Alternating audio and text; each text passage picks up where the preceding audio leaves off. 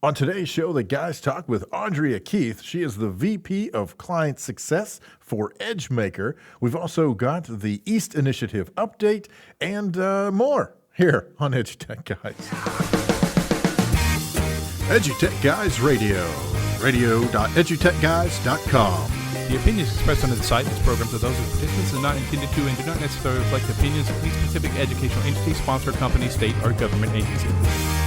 Hello and welcome to this episode of EduTechGuys Radio. I'm David Henderson. Hey, and I'm Jeff Madlock. Awesome. Thank you guys so much for tuning in. We've got a really great show for you. We've got Andrea Keith with EdgeMaker. Hey, and we've got the East Initiative update coming up. And those guys are really taking it to the next level for us, and we're looking forward to hearing what they have to share with us. As I say, Matt Dozier and his crew have grabbed that bull by the horns and made some steak out of it.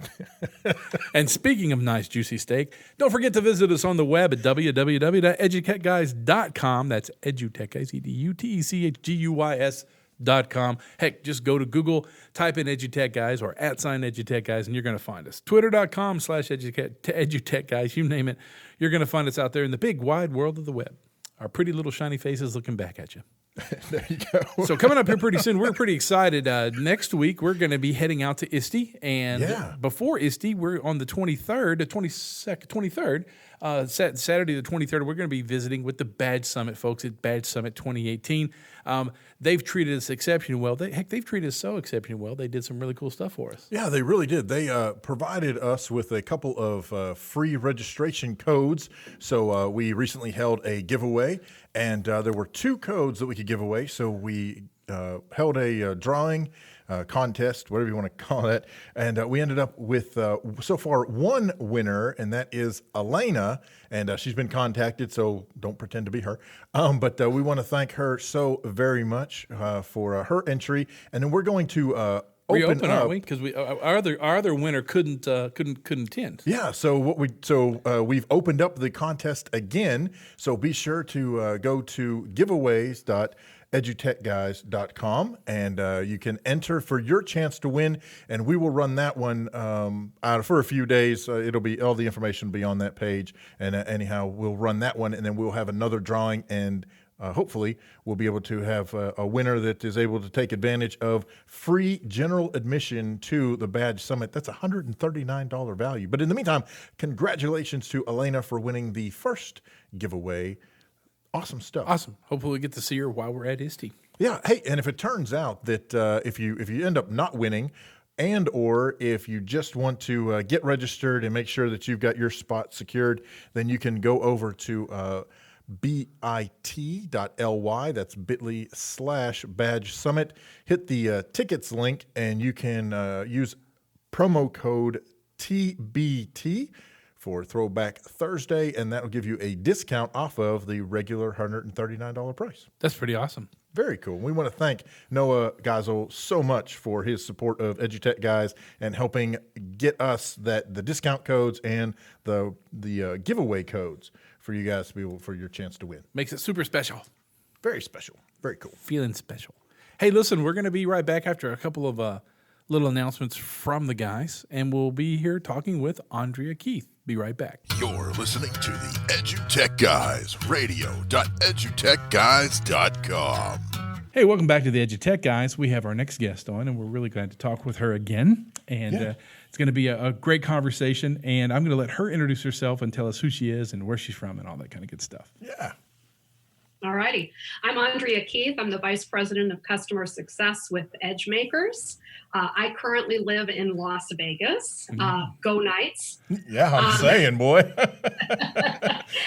And EdgeMakers is this really amazing young company that was founded by John Kao, who has really been dubbed Mr. Creativity. And is quite an innovative guy. And it's a whole curriculum designed to teach innovation to students. That's cool. Yeah. Well, and to me, that's a very interesting concept to teach innovation. I mean, we talk innovation all the time, and especially we adults talk innovation all the time and innovate this and innovate that, and how we want students to be innovative, but to teach innovation. So what are the That steps? is unique. What are the steps to that? I mean, do you guys break it down like this is these 5 things, these 3 things, these 2 things? Yes, and no. So first, I do have to say that I agree. When I actually first came to EdgeMakers and first heard a little bit about this from the CEO who I've known for years, he says, "Yeah, we teach innovation and entrepreneurship," and I said, "Huh? Yes, exactly. Really?" And I admit I was originally skeptical. But when I started really looking at what John was talking about when he developed this, and the idea that the innovation is a process, and as a process, it can be learned. And so we have really taken this, the idea of innovation, and spread it out over multiple themes within which you have different capacities. And I think capacities is really more the term as opposed to skills. Okay. And I think there's a little bit of a difference there. I think currently what we've been doing for years and years in learning about innovation is none of us were taught it in school. Right. And so all of the adults today who are innovative and creative and entrepreneurial have come by a lot of that from a certain blend of some natural capacity, and then almost an offshoot or a happenstance from the course of their career as students, and kind of things that have meshed in their own minds. I mean, it's like a byproduct of education that some people got and some people didn't. Right. And so now we're talking about these 21st century skills and how different we need to be with our kids, that they've got to have this whole new way of thinking in order to survive in this crazy world that's evolving so quickly. And so how do you intentionally develop these capacities and let everybody have some experiences and learn how to be creative? And so we break this down into multiple themes. Our themes are creativity and innovation. This is planting. You got to plant, grow, and harvest. So we're planting the seeds. So you have to learn, how do you ideate, things like brainstorming and all the different ways that you can come up with ideas. Okay. And innovation being creativity with a purpose. Yes. So Okay. we talk a lot about how anybody can be innovative. You can be creative without being innovative, because you can create things that have no purpose. Yeah. But if you create things that have purpose, now you're innovating. And then we move into storytelling and change making, because once you've got the ideas, you've got to get it out there. You've got to share it. You may be creating a movement as opposed to a product. And those things, so storytelling is something I think we're hearing a lot more in education too. That's part of the process. Then there's design. Design thinking is huge in education. It's a big buzzword right now. And it's important, but it's not in of itself enough by itself. So I think having the other parts of the process.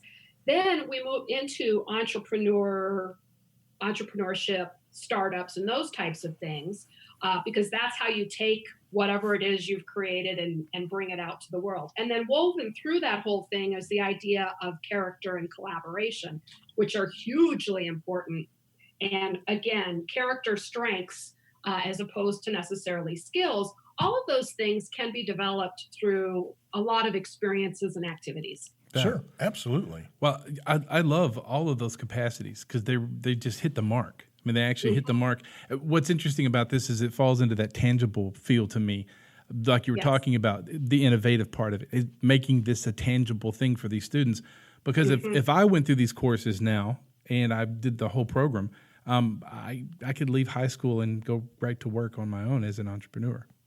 You could. And even if you don't want to be an entrepreneur yourself, the capacities for innovative thinking and innovation, we all bring those to our own jobs on a daily basis. Yes.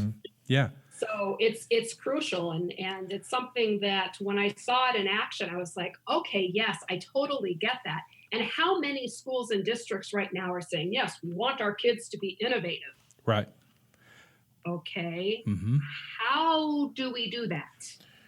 Well, So- and not just that side of it, not just the how do we do that side, but how many schools, and I'm going to assume here, and you can correct me if I'm wrong, but how many schools have you worked with that they said they would like their students to be innovative, but A, they're not exactly sure what that means, and B, when they do have innovative students or innovative teachers, they actually shut them down because they are so weird, so different.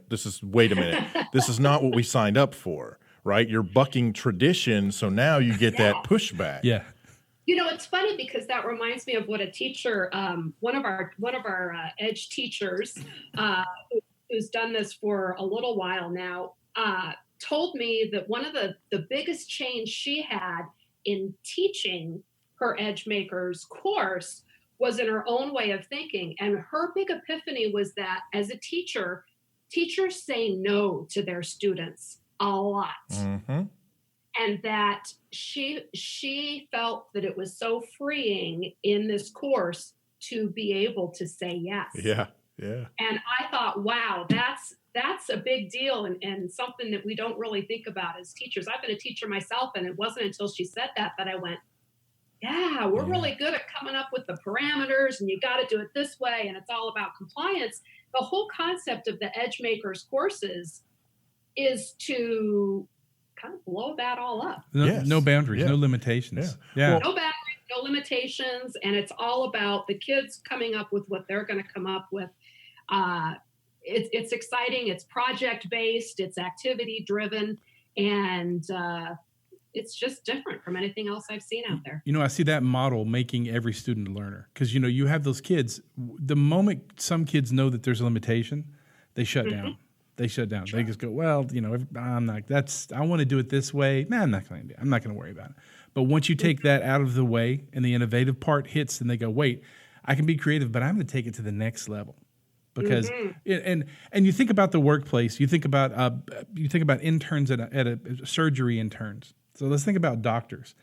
The way you keep a job as a surgeon is you're innovative.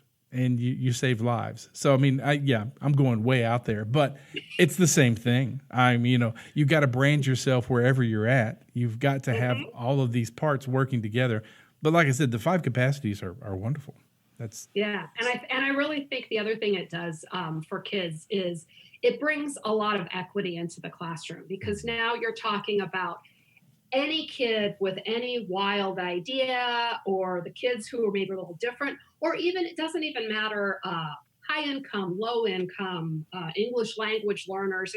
All of those, when you get everybody together and they're working on what we call wicked problems, a wicked problem being something that's so complex, it's almost insolvable. Right. Things like air pollution and world hunger, or these big things, these big social justice type of issues that kids are interested in. If we give them some of these skills and we give them the experiences and the confidence, young people could change the world.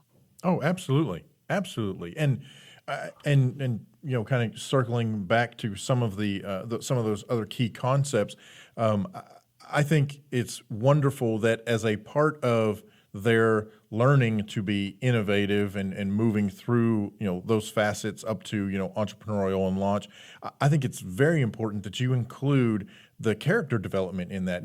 We talk about character a lot, and it's a big buzzword in school, and, character counts and all this stuff, especially in the lower grades, but the thing is that a lot of kids don't realize, a lot of students, well, heck, for that matter, a lot of adults don't realize that what you are putting out there about yourself, no matter how minor or how major, that all tells your story about you.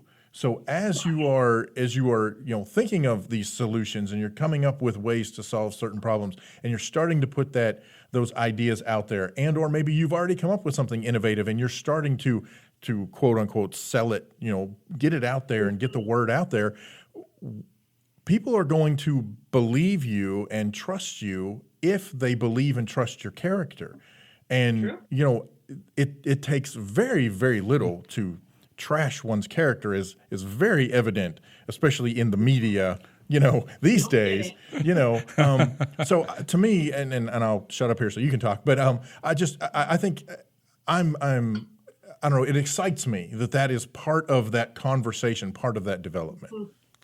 And I think we look at character slightly different than some of the typical things that are in the schools right now. When we think of character education, I think we have a tendency to put kind of a moral or ethical spin on that. Mm-hmm. We want to teach kids to be good people, which, right. Yes, that's important. It's also a big part of their parents' job.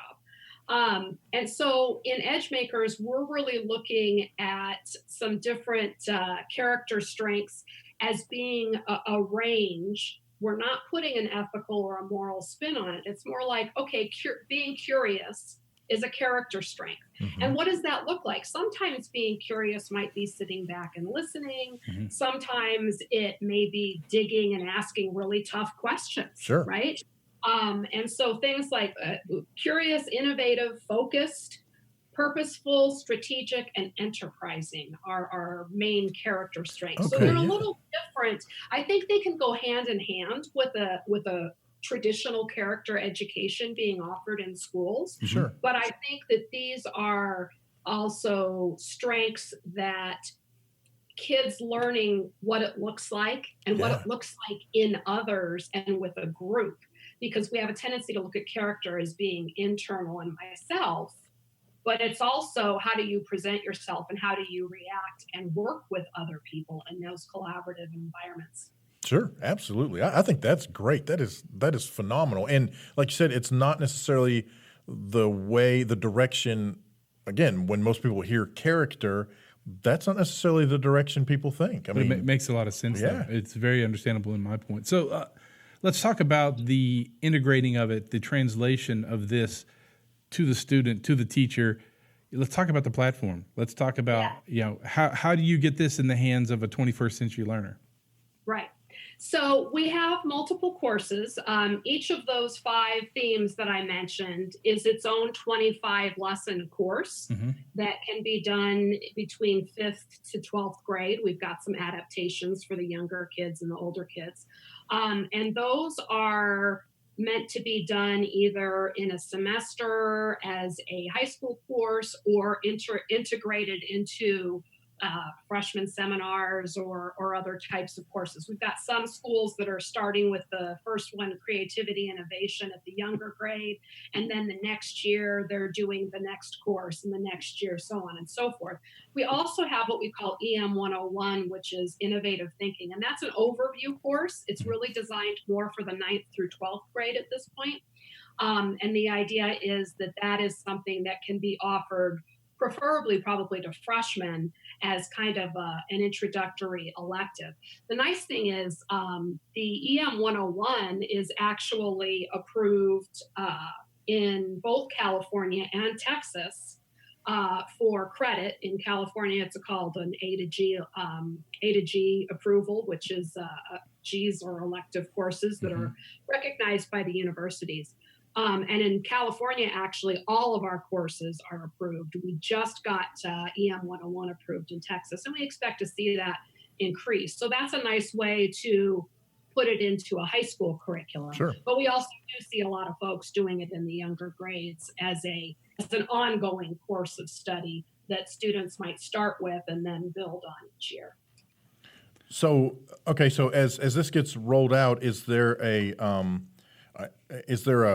platform they get into for this? Is this a series of curriculum that the district gets? All of the above? So currently, what is it? Yeah, it's vague. So currently it is a series of actual books. Like here's storytelling. Oh, and cool. Cool. Okay. We get a teacher's guide. We have student field guides. It does seem old-fashioned to me, but again, when Teachers I first like that. I'm like, this is the 21st century, right? But it all has, it's all a matter of each activity. There are ways to bring technology into it.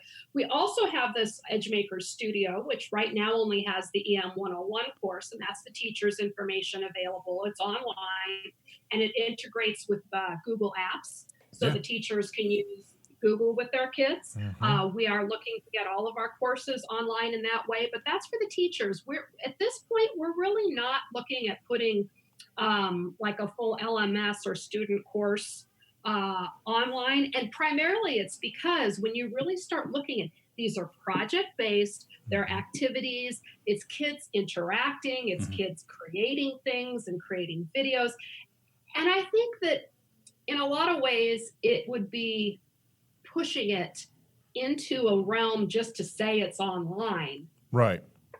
And what we really want is for kids to have experiences that are like what we all do in the work world. And while, yes, we collaborate on some spreadsheets, we do a lot more interactions, even this today. Right. This is a video call, and why is it a video call? Well, we're using the technology because we're in two different geographical locations. Right. If I was there, I'd come talk to you like I did at FETC. Exactly. Right.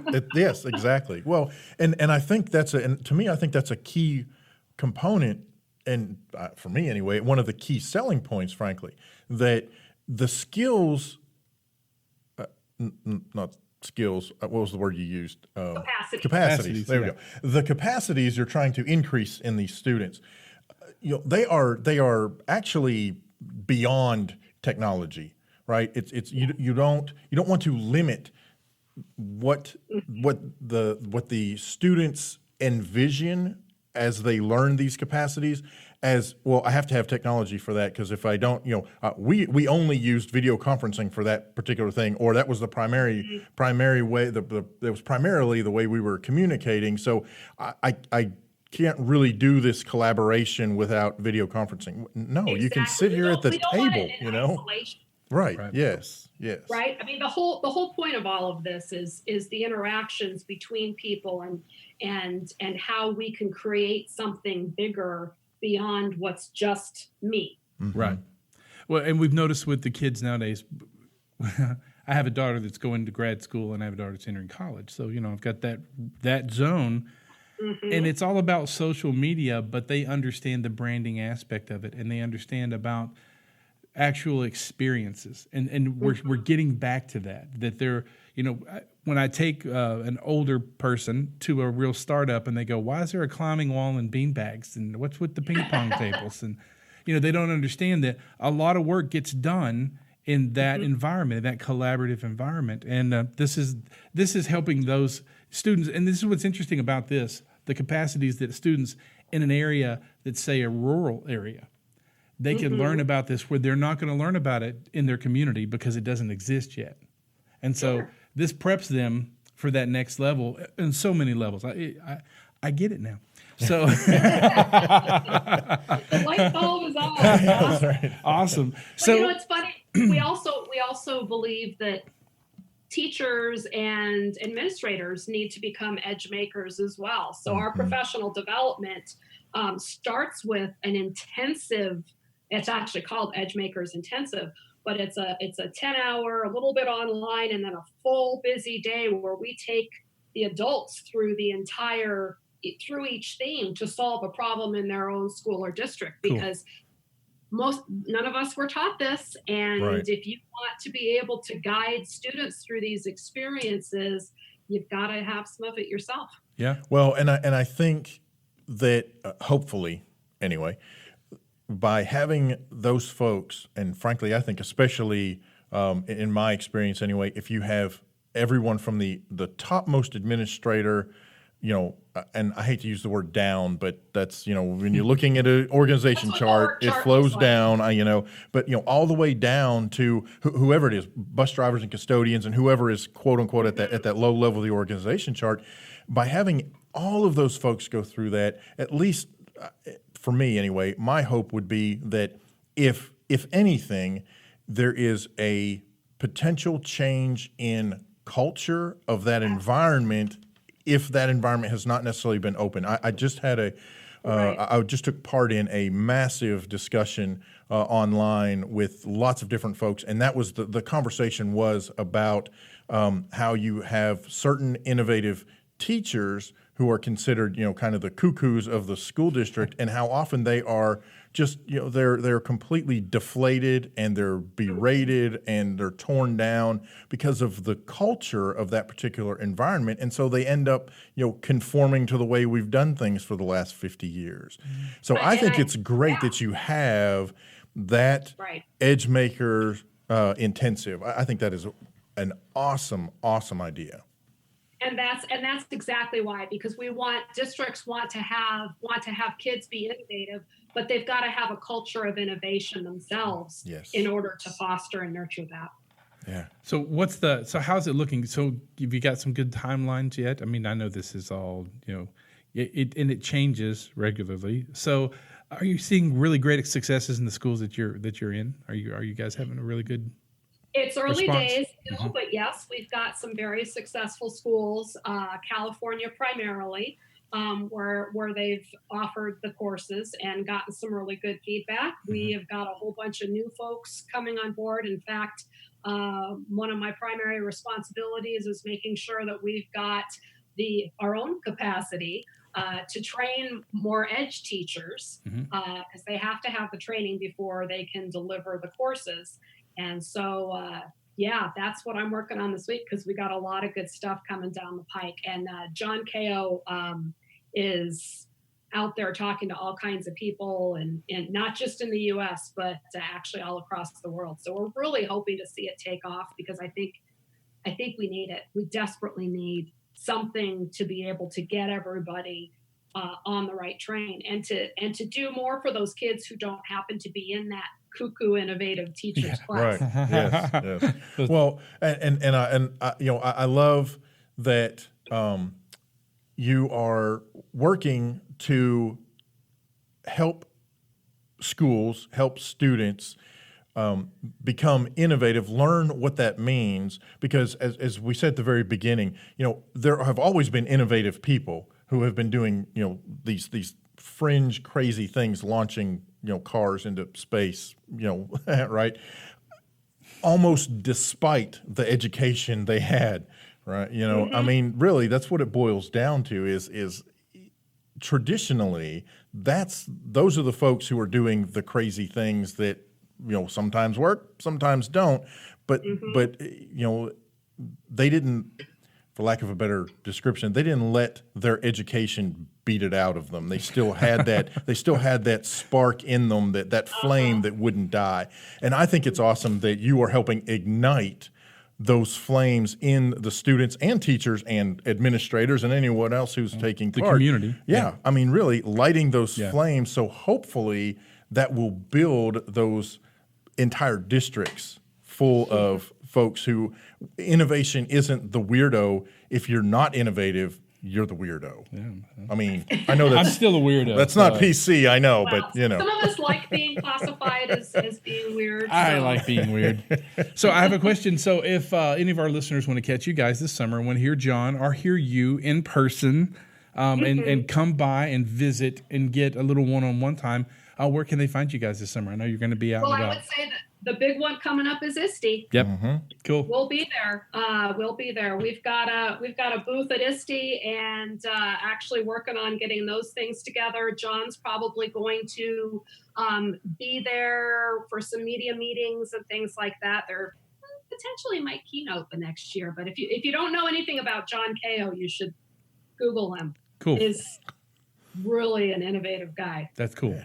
Well, it's good to know you guys will be at ISTE, and we'll definitely hunt you down and find Sounds you. Good. Awesome. If folks want to get in touch with you, what's the best way to do that?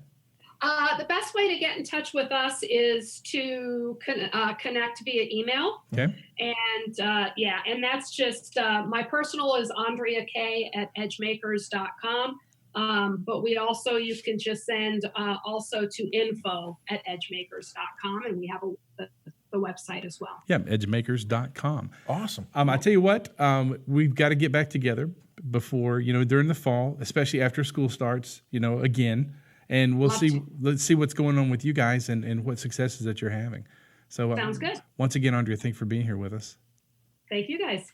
Hey, I want to thank Andrea for coming on the show and talking to us about EdgeMaker and all the cool stuff that they're doing over there. Yeah, man. Really cool stuff.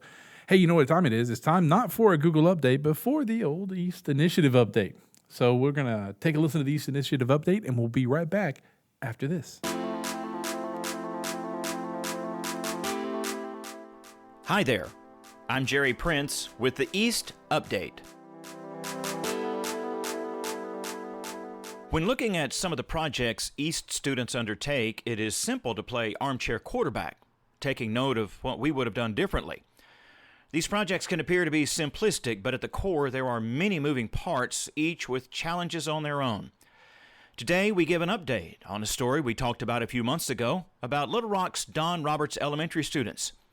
We last heard from the facilitator and parent about a project underway to build a prosthetic for a student that don't have thumbs.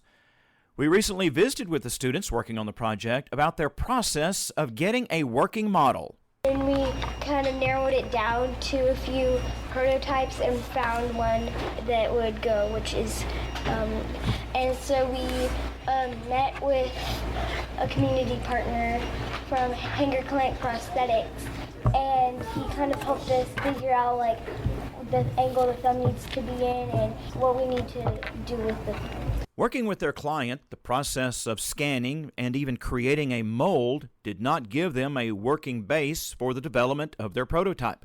So they went about designing one. And then they learned about just how opposable that thumb can be and the need for various angles or even sizes. And if you've ever 3D printed, you know that hard plastic is probably not that comfortable. So they adapted the prototype to use flexible filament. In a recent conversation with the students, they got most excited when we asked about the prototypes that just didn't work. These are the mess-ups for if they're too small, like this one, or they're not, or they're not like the right shape or size. Yeah. And this prototype is like the first one with the flexible filament. Well, It's like way too thick. this one the thumb was too small. And this one, we needed to it didn't even have a joint thing. And let's take a second to remind you that these are elementary students. I recall when I was in the 4th grade of creating more problems than actually solving. Great job, East students from Don Roberts Elementary. If you're interested in knowing more about the East Initiative, please visit us at eastinitiative.org or just search for East Initiative on social media. Trenton from Heber Springs High School is our music composer today with Move. With the East Update, I'm Jerry Prince. Thanks for listening. Thanks, Jerry Prince from East Initiative Update for providing us with the latest goings-on with the East program. And one of the things that I really enjoy about the East Initiative Update is that the music that they provide comes from a student from one of the districts in the state, one of the East programs in the state. Yeah. I think it's really cool because they bring the music right in and let the kids do it, and that's what's part of the whole thing. Yeah. Really cool stuff. Yeah, we want to thank the East Initiative Update. We want to thank Andrea Keith for coming on the show today. Been a great show. Yeah, absolutely. And for everybody listening out there, remember, we are going to be at ISTE in Chicago coming up, and we'll be the two guys running around with the EduTechGuys T-shirts on, and we'll be handing out business cards and the whole bit, whatever else we got going on. And as a special for that week, we're also going to open up our store, and you can actually buy the actual EduTechGuys T-shirts if you want one. That's right. So that week, you just watch your social media, Twitter, and everything, and you'll see the new link to our new store where you can get your own EduTechGuy T-shirt. Absolutely. So enjoy those. Yeah. And wear them with pride. That's right. We definitely appreciate your support. So. Hey, listen, I'm Jeff Madlock. I'm David Henderson. We'll catch you next time. You've been listening to EduTechGuys Radio, radio.edutechguys.com. The opinions expressed under the site and its programs of those of the participants are not intended to and do not necessarily reflect the opinions of any specific educational entity, sponsor, company, state, or government agency.